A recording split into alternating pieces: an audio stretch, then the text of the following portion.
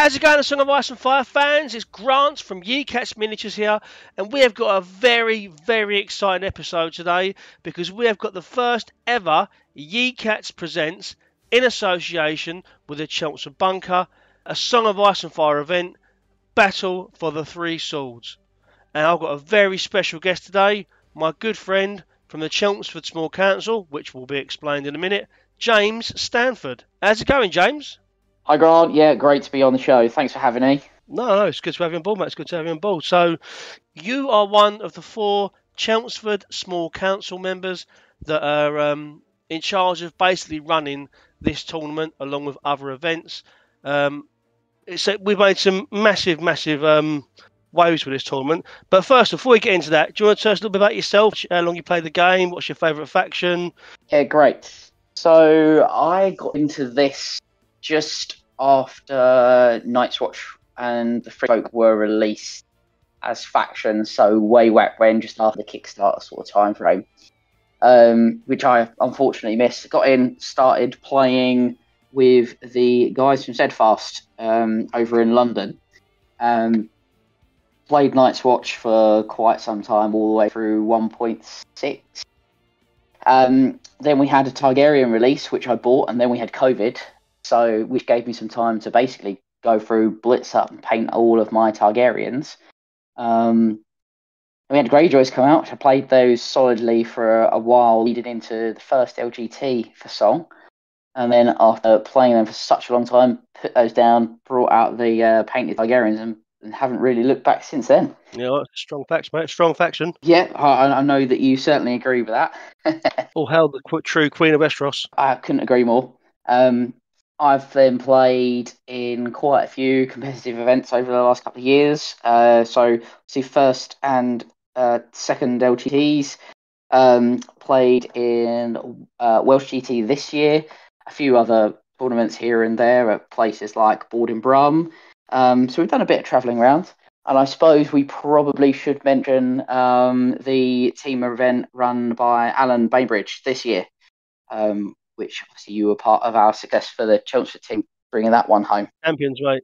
Champions. That was a really good weekend. It was a really good weekend, and hopefully feedback was pretty good, and hopefully Alan runs another one of those next year. Yeah, definitely, mate. Yeah, well, I'll definitely be up for it. He's got to run one next year so we can defend the title, right?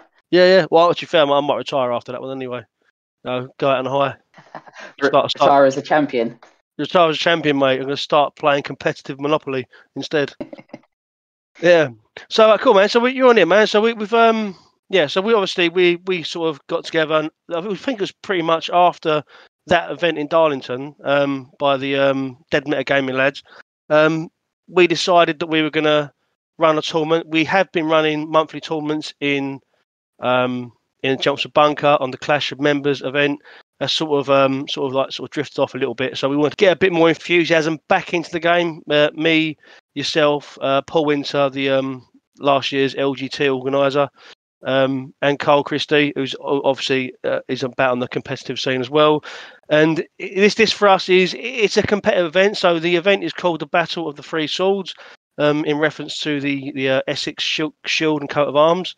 We wanted to make a tournament that wasn't super competitive. It's still a competitive tournament, but it's more of a chilled out competitive, I'd say. I don't really know what the word would be.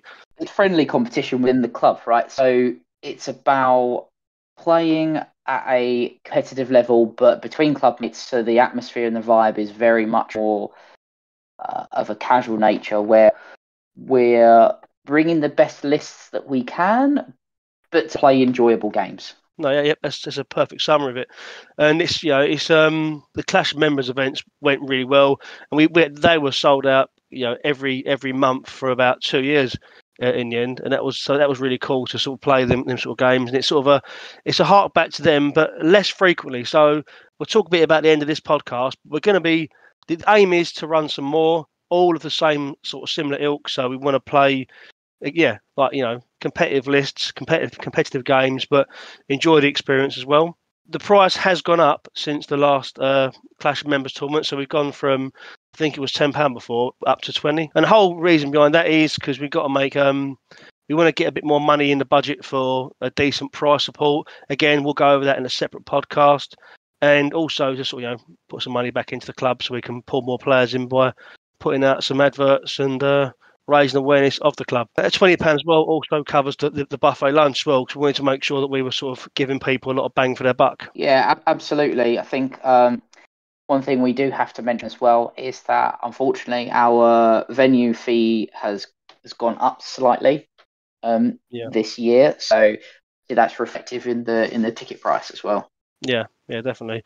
So we'll talk a little bit about the event then. So I'll put the event up on screen so people can see it on Stats. We are running it through Stats because Stats is an incredible website for running tournaments. It's £20 a ticket, which is more than what you usually charge. Discussed. It does include the buffet style lunch. It started as a 16-player invitational event. So obviously, as you said, it was trying to keep it within a club itself. And as soon as we announced that the tournament was happening, it sold out within 24 hours, which, it was awesome to see that the love for the game was still there. Yeah, I think unfortunately the last patch came a little bit late for where the fatigue kind of hit in at the club. So we had this kind of lull period that I think was revived, say, with a new patch and then leading into LGT. And then interest has been slowly building, and then we've released this event, and then all of a sudden people have decided, actually quite fancy playing a day of games at the club again. Me, yourself, Carl, and Paul, collectively known as the Chelmsford Small Council, because we love a nerdy a title when it comes to toy soldiers. We decided that we had the capacity to expand the event out. We would much prefer to keep it as a sold out event, but we have the capacity to go to 24 players. So we said, right, well, let's put it out to the others. If we can get 4 people on the waiting list, we'll expand to 24. And within, I think, another 24 hours, we had those 4 people sitting on the waiting list. Some old favourites like Dan Harwood came back into it. Rid come back into it again after a little break from the game. So it was cool to see some of those older names popping back into the game again. And it's also really cool that potentially we could hit the 24. We are 4 tickets away from selling out for the second time. I'm hoping that we can sell out for the second time, because to be able to put in the posters sold out twice is pretty fucking sweet. Yeah, it's pretty good. I think the other thing that's worth mentioning is there's a few guys who've had some personal commitments recently that are making the time and effort to be able to free up a Saturday and come and play some games with us as well. Yeah, definitely, mate. There are 4 more spaces available, so we're just waiting to fill those up. We will be looking into bringing in some more bespoke prizes, because we understand as competitive gamers and as tournament goers that we don't need more toy soldiers, really. It's anything that we need to run a competitive army, we've already bought, painted, and run to win that event. So we're going to try and steer away from more toys. Although if we run out of things to buy and we haven't got money left, we'll be buying some toys or maybe some vouchers or something to give people some stuff to do. So that's the event, mate, and it's looking really, really cool. I can't wait to get stuck into it. It's on February the 10th, is it? The February the 10th or 9th? 10th, I think, isn't it?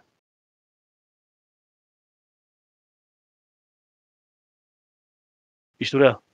Yep. Oh, cool. February the 10th. I was like, he's dead. He died in Wales somewhere.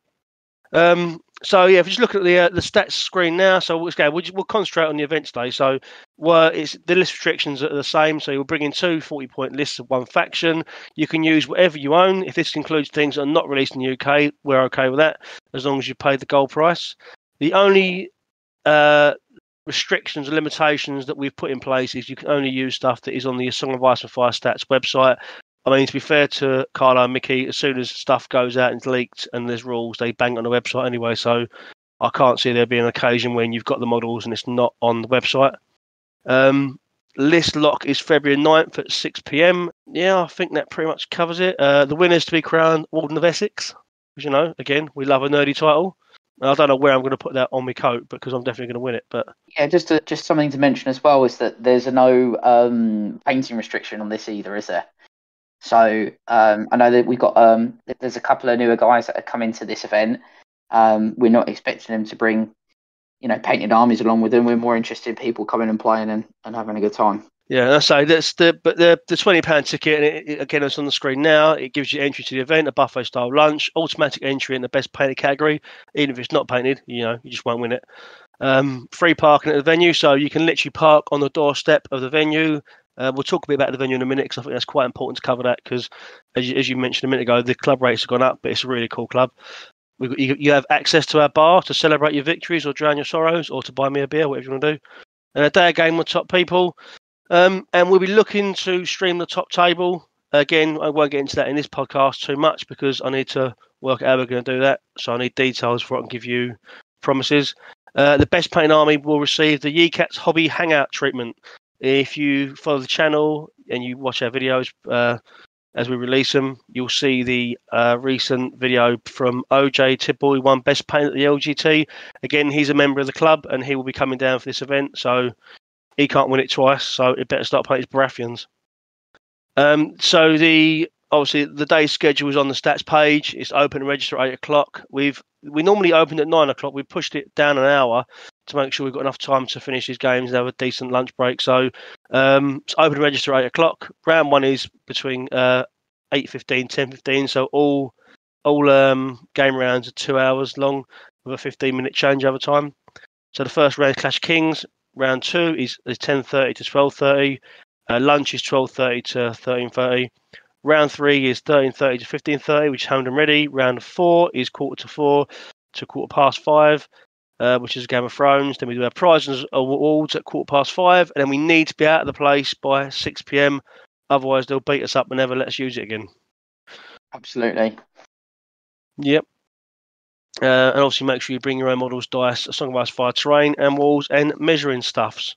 So that pretty much covers the event. So I want to go a little bit over the venue with you. So we did change to the Riddle venue, which is a really cool venue, but we've gone back to the ESPA, which is in Margate Way in Chelmsford. We actually use in the Essex Police Station social bar. It's really easy to find if you bang it into Google Maps or you Google the Essex Police Station. You'll get the postcode come up. And it's a really cool venue. It's got its own bar built into it. It's got outside seating if you want to sit outside in between rounds and socialise with people that are there to play to our soldiers. There's free parking outside the venue. And we know the venue is great because that's where we hold our club night and our Clash of Member events prior to this event. Chelmsford Bunker is the largest South of England community, and we have some really great guys there. We've got walking distance from public transport as well, from the train station and bus stop at the end of the road. Well, easy accessible. So I just talk a bit about that. So if you're local to Chelmsford or somewhere within driving distance, and you do fancy coming down for an evening, we do actually play regularly on a Wednesday night. It's 6:30 opening time on Wednesdays, right? Correct. Yeah. Out by 10. Out by 10. So if you fancy coming down and meeting some people, more often than not, we've got 2 or 3 games of song playing as well as other game systems. But yeah, that is our club. That's where we play. If you are local and you do want to come down and become a member, it'd be really cool to get more people back into the Song of Ice and Fire scene. Yeah, we do taster sessions for non-members. So if you look us up at Chelmsford Bunker on the Facebook group, drop us a message, say that you fancy coming down. We'll book you in as a non-member for the evening. Come down, meet some people, or just post up there that you're looking for a specific game to play, whether it's song or something else. Someone will be up for giving you a game and come down, meet the people at the club. We'll show you around. Obviously, I'll be posting links to all the stuff that we're talking about in the description as well. So if you need to go and try and find the Facebook page, I'll put it on there. And obviously, the stream will be going. I believe the streaming will be going through the Yecats channel, but I might use Twitch. I need to work out what the best way of doing that is. So that's basically the event. It's going really well. There are a few tickets remaining, so if you are interested, come and jump onto your Song of Ice and Fire stats page and jump on the waiting list. And when we get enough people on there, we'll obviously first come, first serve and get people into the event. We are looking to fill the full 24 capacity. But as long as it's even, I'm happy. Well, if it's even, I'm happy. There's 2 people there, I might be slightly fucked off, but I mean, if it's even and can fill the room, I'll be happy. Well, I mean, there's you, me, Paul, and Carl from the small council going, so at least 4 of us, right? Yeah, it's very true. Yeah, you know what Paul's like; he might get lost on the way there. You'd like to hope not. Being club president, you're throwing dice in the co-op, and probably being the one that lives the closest as well. as mentioned before, if this does go well, we are going to be looking at potentially running. I think one every 4 months we decided originally, wasn't it? Yeah, I think that works quite well with the other competitive event schedule that we've got throughout the year as well. Yeah, no, I agree. And I think maybe there is potential that playing competitive events in the same place month in, month out can. I think that did lead to a bit of burnout for some people. So we're going to do it fewer, but a little bit bigger. Put the price up, so we're getting a bit better price support on it. But also, by spreading it out, it's giving people the opportunity to buy and paint new armies or get new units. It also gives CMON time to release new units. Well, to leak new units and then release them 12 years later. But it just basically keeps the hunger for the game going. So yeah, I'm really excited about it. That's the event, the Battle for Three Swords. So yeah, I'm looking forward to playing it. It should be really good. Is there anything you want to add to that? No, I think you've pretty much covered all the bases. Nice. Okay, man. Right. Well, cheers for that. Short and sweet. Yeah, short and sweet, mate. We're going to do some more of these. We'll keep them short and sweet because it's just going over the basic essentials and stuff. Another thing to mention is that there will be a gift pack for people turning up on the day. So we're looking to give away some objective stuff and some pass tokens, things like that. But we'll get into that in the episode. We'll be doing another episode looking at streaming tables. We'll be looking at the best painted treatment, what you'll get if you win that. And also, it might be quite cool to go over some Chelmsford Bunker Club nights. So maybe we'll film some song games going on down there, not like in their entirety, but like just a brief overview of the games of the night and what people are running, what their ideas on their lists are. Might be quite cool. Well, it might be nice to tie that in with the next league. A couple of people have asked me about what's happening with that. Oh, yeah, we'll get that going.